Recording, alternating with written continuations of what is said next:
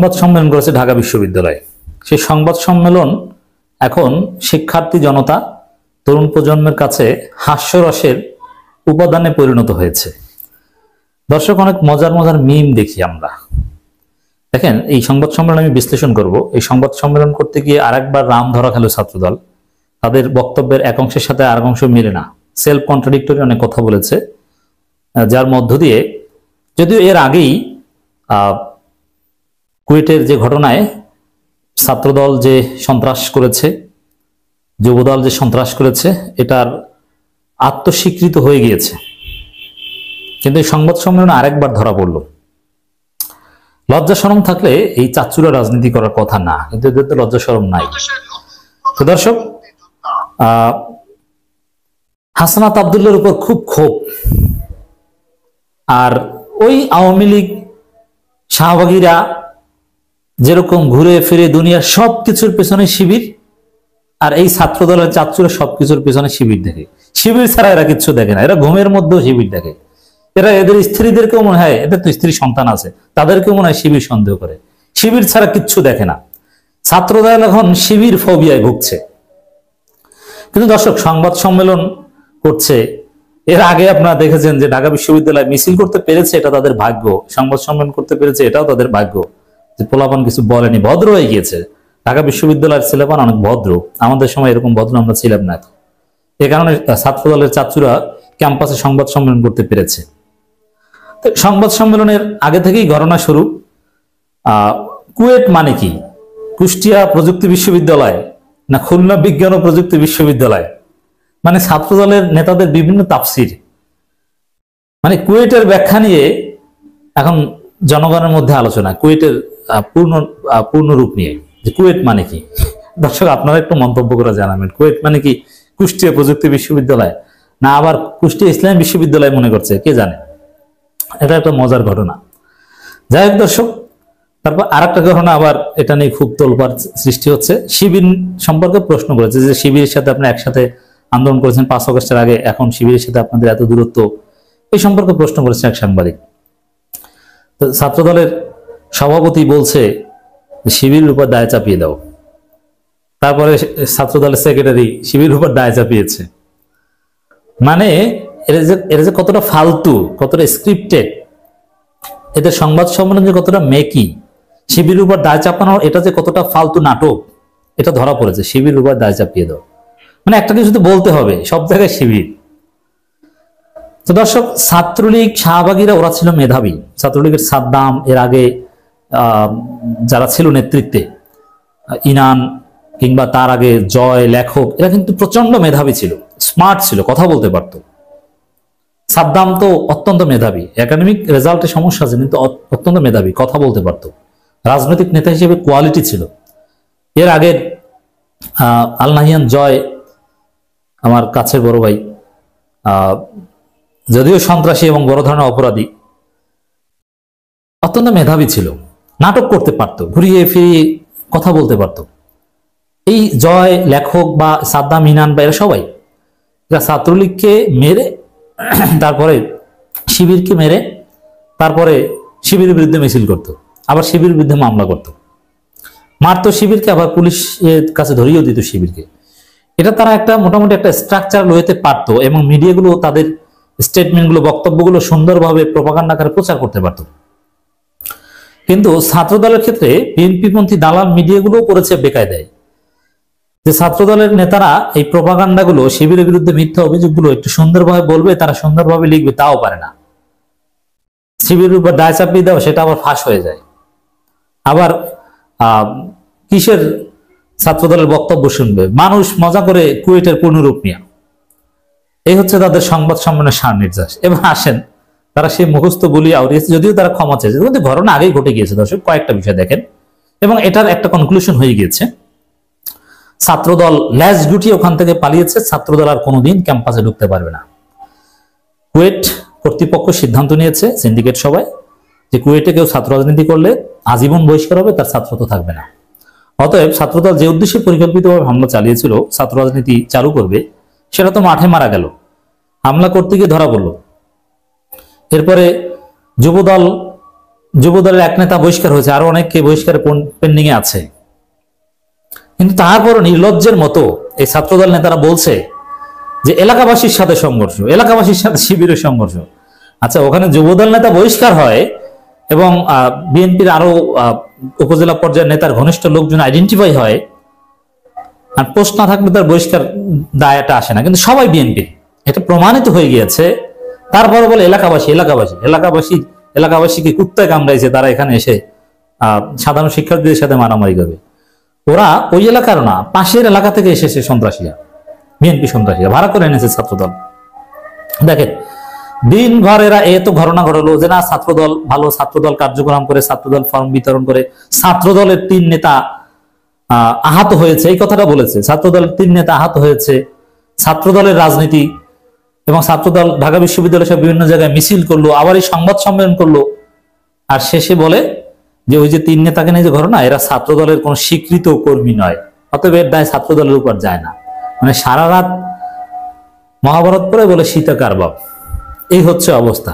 এত ঘটনা ঘটালো ছাত্রদল বিএনপি, এরা দায় নিল, স্বীকার করলো, দুঃখ প্রকাশ করলো, আর শেষে বলে যে এরা ছাত্রদলের স্বীকৃত কেউ না, অতএব এটার দায় ছাত্রদলের উপর নাকি চাপানো যায় না।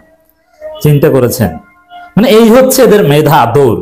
এরা আসছে সংবাদ সম্মেলন করতে, এরা সংবাদ সম্মেলনে সাংবাদিকদের সাথে কথা বলবে না কে ক্যামেরার সামনে দাঁড়াবে এটা নিয়ে ধাক্কা ধাক্কি করবে, সেটা সামাল দিতে এদের কষ্ট হয়। এই হচ্ছে আমাদের এই চাপচুদের অবস্থা। দর্শক, তো সংবাদ সম্মেলনের পোস্টমর্টেম হয়েছে, বিশ্লেষণ হয়েছে, আর মুখস্থ কথা যে সব জায়গায় শিবির শিবির, গুপ্ত রাজনীতি, অমুক অমুক তমুক ইত্যাদি ইত্যাদি। আচ্ছা, গুপ্ত রাজনীতির মানে কি? গুপ্ত রাজনীতির সংজ্ঞা দিতে পারো তোমরা? গুপ্ত রাজনীতি অর্থ কি? গুপ্ত রাজনীতি করলে তাতে তোমার কি?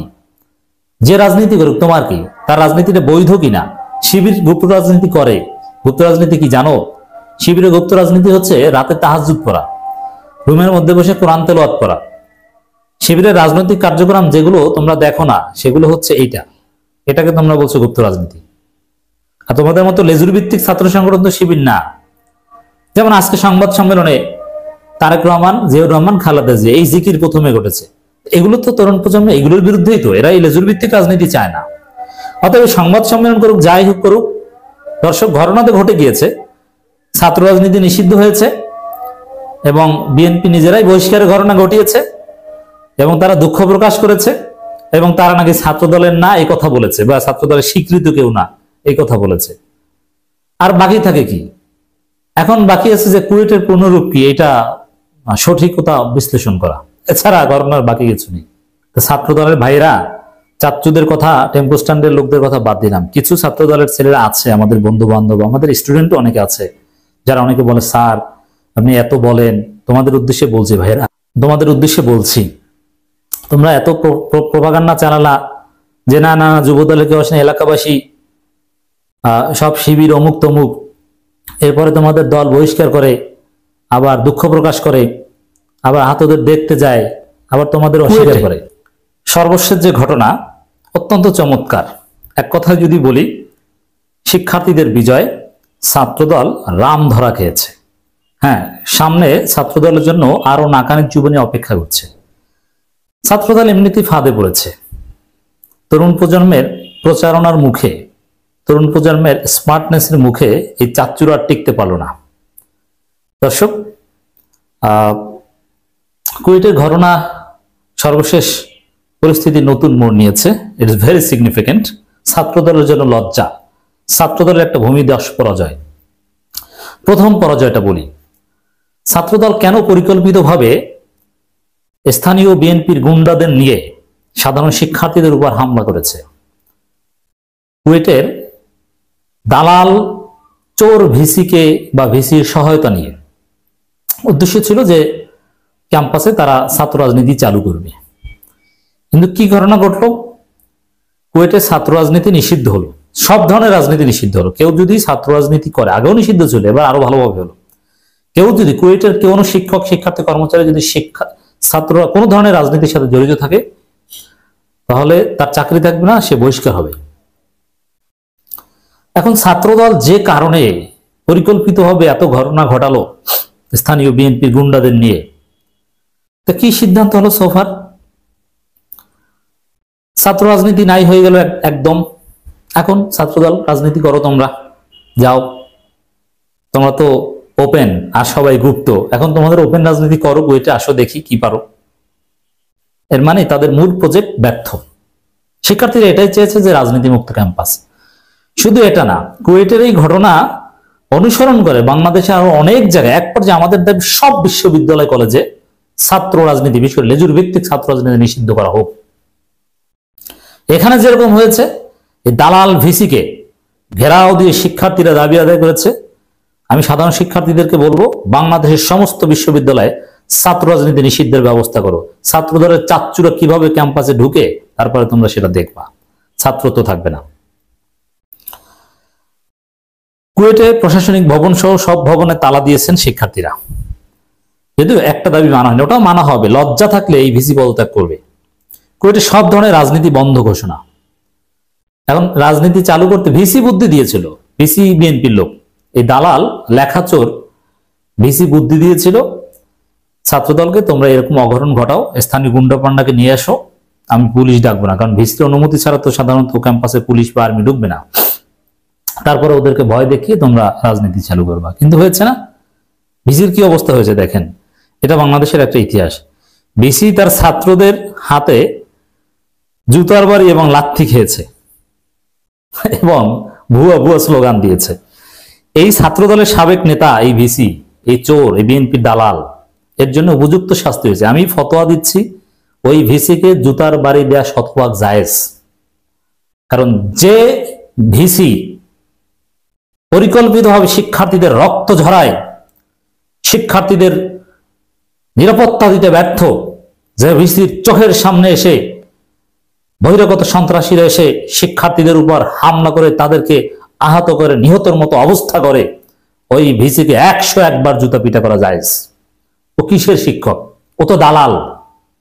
ওকে ক্যাম্পাসে অবঞ্চিত ঘোষণা করতে হবে। এই বাটপারকে ছাত্র দলের রাজনীতি করে চামে ভিসি হয়েছে, অযোগ্য, লেখা চুরি করে নাকি পিএইচডি করেছে, আবার কিসের উপর পিএইচডি করেছে কে জানে। যাই হোক দর্শক, কিল ঘুষি দিয়েছে, দায় স্বীকার, ব্যর্থতা দায় অস্বীকার করায় এই ঘটনা ঘটেছে। দায় স্বীকার করে মাপ চেয়ে পদত্যাগ করলে এই ঘটনা ঘটতো না। অতএব এই ভিসি কেন এই কাজ করেছে, কেন রক্ত ঝরলো, পদত্যাগ করলেও হবে না, ওই বাটপারকে দেখে নিতে হবে তো কেন বহিরাগত সন্ত্রাসীদের অ্যাক্সেস দিল। ওকে জবাবদিহিতার আওতায় আনতে হবে, কোন শিক্ষার্থীর ওকে মানবে না। এই অভিযোগগুলো, এই ঘটনা ঘটিয়েছে, এদের মধ্যে অনেক হিন্দু শিক্ষার্থীরা আছে। এরাও কি শিবির, হিন্দু শাখা শিবির নাকি? দেখ দর্শক, খুলনা প্রকৌশল ও প্রযুক্তি বিশ্ববিদ্যালয়ে প্রশাসনিক ভবন সহ সব ভবনে তালা দিয়েছে শিক্ষার্থীরা। বুধবার 19 ফেব্রুয়ারি দুপুর 1টা পর্যন্ত উপাচার্যের পদত্যাগ সহ 5 দফা দাবি পূরণের জন্য বেঁধে দেওয়া সময় পার হওয়ার পর তালা লাগিয়ে দেন।